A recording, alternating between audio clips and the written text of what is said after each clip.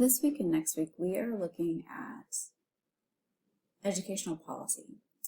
And this covers two of our competencies. And so the one that we're going to look at now in this video is how the concepts of equity and equal educational opportunity have evolved into educational policy.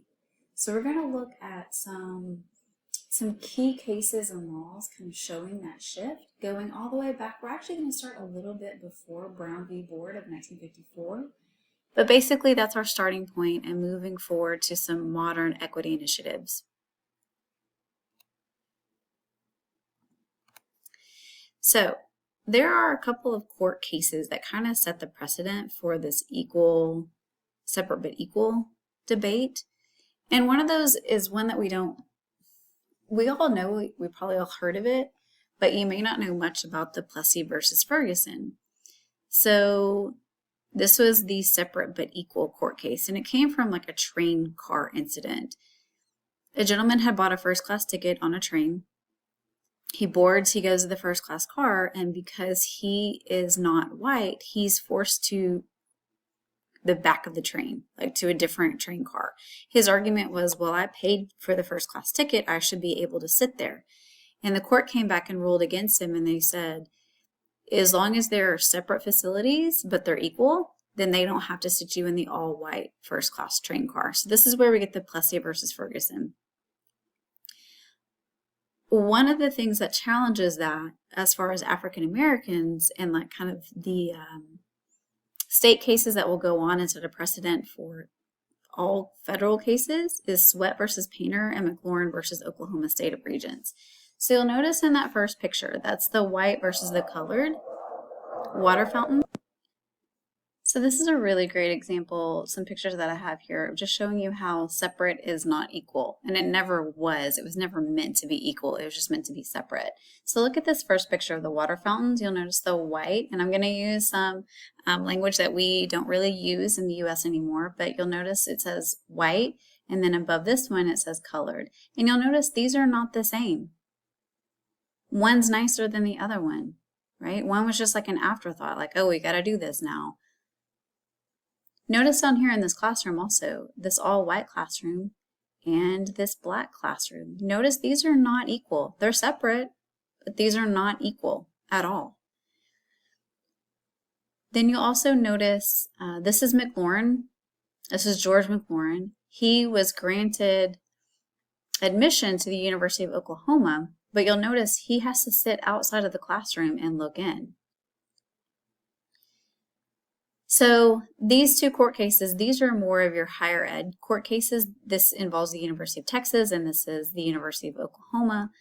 So these are big wins in 1950, and they help set the precedent for Brown versus Board, just like the court case that we looked at the very, very beginning, Mendez, and it was the Mendez case out of California. So Brown v. Board, it declared that racially segregated schools were inherently unequal, and it established that students must have equal access to quality education. So that's why that one was a big deal. It basically ended legal segregation, but as you guys know, it's going to take a long time for integration to happen in those schools. But it does effectively overturn Plessy versus Ferguson. Another policy impact is the Civil Rights Act of 1964. So this was started by JFK, John F. Kennedy, but he's assassinated in 1963. So his vice president, Lyndon B. Johnson, he's going to take up the mantle and he's going to finish what Kennedy starts. So we'll see the Civil Rights Act passed in 1964, and basically it prohibited discrimination in federally funded schools, enforcing desegregation.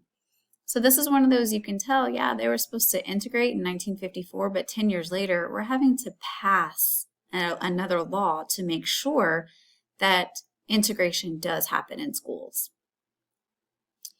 So equality, the same opportunities regardless of race or background, but not yet recognizing differences in need or circumstances, what we're seeing in the 50s and the 60s. So moving on, we're going to expand equal opportunity, and we're going to start to recognize the barriers that are there in the 1960s and 70s. So as the civil rights movement continued, policymakers realized that simply opening doors was not enough. Systemic and cultural barriers still limited true opportunity. So we see the passage of the Elementary and Secondary Education Act, or as listed there, the ESEA. And that was the first major federal effort to reduce inequality by providing extra funding for schools serving those low-income students. So this is Title I schools. Then moving forward a little bit in history, we have Title IX. And a lot of you are probably familiar with Title IX, especially in colleges and universities. This is like whatever opportunities are there for men, women get the same opportunities. But before the 1970s, women and girls faced widespread discrimination across the U.S. education system. Many colleges had capped female enrollment, or they even barred women from specific programs like law, medicine, and engineering. So scholarships, athletic, and those academic opportunities to be enrolled in those specific programs, they were overwhelmingly directed toward men. We also saw a lot of sexist hiring, and promotion practices in education really limited women's careers as teachers, coaches, and professionals. And then also women who became pregnant were often forced to leave school or were denied admission. And I can speak to this. When I got pregnant with my child, there was no maternity leave for teachers. So luckily, I had my son in the middle of the summer, but when school started back in August, I was expected to be there the first day. So if I were to get pregnant now, there's no protection for me. There's no maternity leave for women still in education. So there are for students. If you get pregnant and you're a student, there are protections for you as a college student because Title IX has been expanded since then. And that's what you're going to see. Title IX will expand, and we're going to look at that in the next lecture about how much Title IX has expanded. Another big court case is Lau versus Nichols. And this one, equal education requires language support. And this is based on this picture down here. This is Chinese students in San Francisco who were being put in special ed classes because they didn't speak English. English was not their first language. So the court case really highlighted that the lack of supplemental language instruction in public schools for students with limited English proficiency had violated the previous Civil Rights Act of 1964. And really quickly, I forgot to introduce those three individuals above the children. This is Birch Bry, this is Patsy Mink, and that is Bernie Sandler. These are the authors. This guy is the only non-founding father since James Madison to write more than one constitutional amendment, and he was part of the Title IX. These two ladies became the face of Title IX.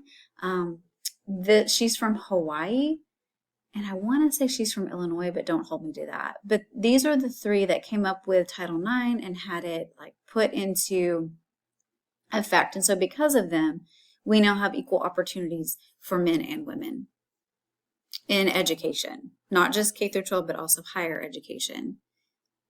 So the focus of the 60s and 70s was really about equal opportunity now meant removing barriers that prevented some groups from fully participating.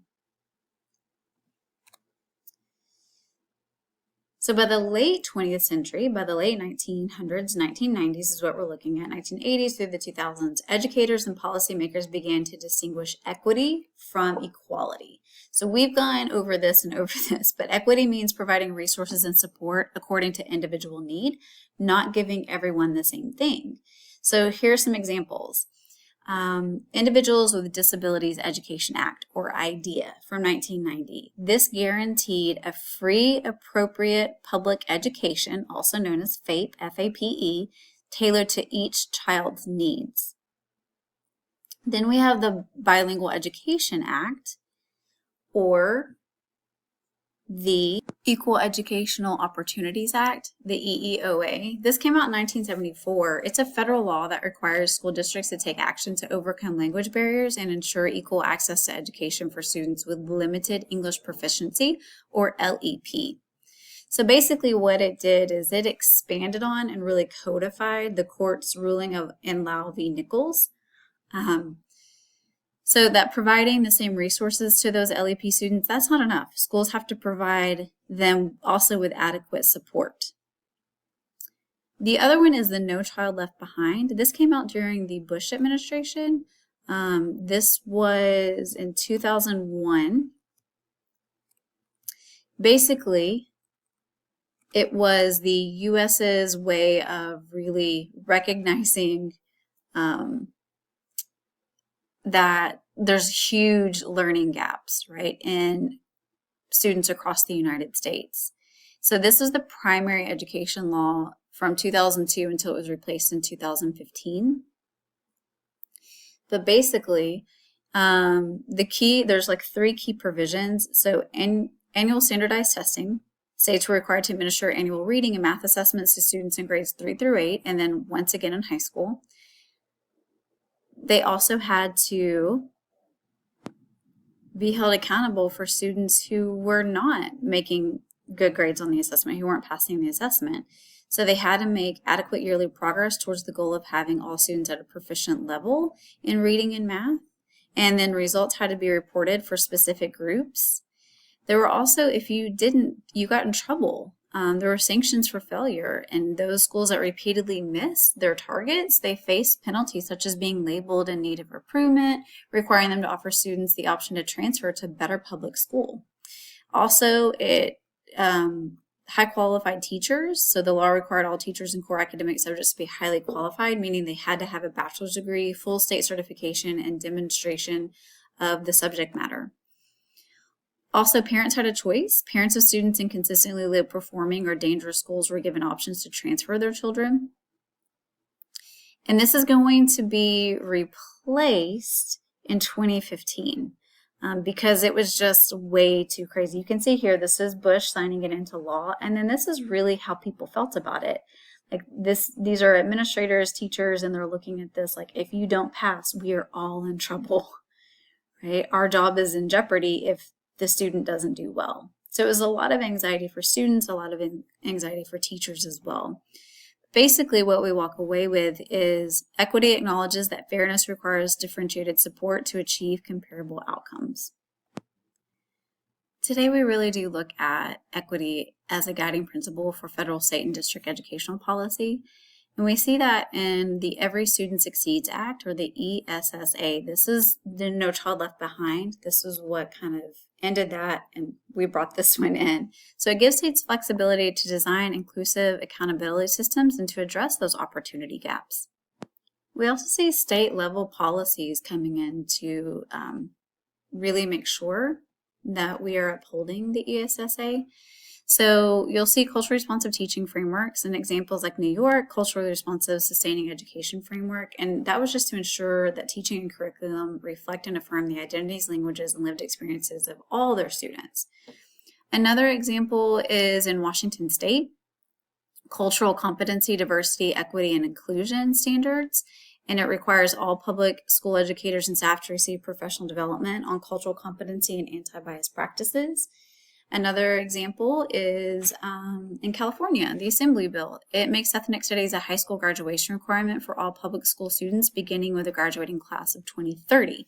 So you can see what we're trying to do is like look at and understand the history, the struggles, and the contributions of historically marginalized communities, especially with what they're doing in California with the Assembly Bill. Schools now track disparities in discipline, access to advanced coursework, and teacher diversity. We do this at the community college level and at the university level too. Like, we have to track this stuff and we have to show improvement, especially for accreditation reasons. But basically, the key idea or the focus behind this is equity policies now focus on systemic inclusion, cultural representation, and resource justice, ensuring every student has what they need in order to succeed. So here's a brief summary for you, just showing you kind of the decades and what each meant: equality of access, moving to equal opportunity, then educational equity, systemic equity, and inclusion. So what does it all mean? It means that fairness is not equal. It does not equal sameness. It means meeting each student where they are. Educational equity has evolved from equal access to equal success. Modern policy recognizes that fairness requires responsiveness to individual and cultural differences, and fairness is not giving everyone the same thing. It's giving everyone what they need in order to succeed.